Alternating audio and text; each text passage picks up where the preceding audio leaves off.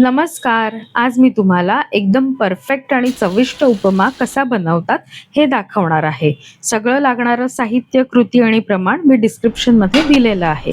सगळ्यात आधी आपल्याला रवा भाजून घ्यायचा आहे. रवा भाजताना तो लालसर होणार नाही याची काळजी घ्यायची आहे, नाहीतर आपल्या उपम्याला पांढरा रंग येणार नाही. नंतर एका पॅनमध्ये तूप गरम करायचंय. तुम्ही इथे तेलही वापरू शकता. नंतर त्याच्यामध्ये मूगडाळ टाकायची आहे. मूगडाळीला लालसर रंग आला की आपण त्याच्यामध्ये जिरं मोहरी टाकणार आहोत. ते तडतडलं की आपल्याला मिरची, कढीपत्ता आणि कांदा टाकायचा आहे. कांदा चांगला परतला की आपण त्याच्यामध्ये टोमॅटो, गाजर आणि मटार टाकणार आहोत. मटार मी इथे थोडे बॉईल करून घेतलेले आहेत. नंतर आपल्याला याच्यामध्ये भाजलेला रवा टाकायचा आहे आणि आपल्याला हे मिश्रण नीट मिक्स करून घ्यायचं आहे. हे करत असताना साईडला एका पातेल्यामध्ये आपल्याला पाणी गरम करायचं आहे.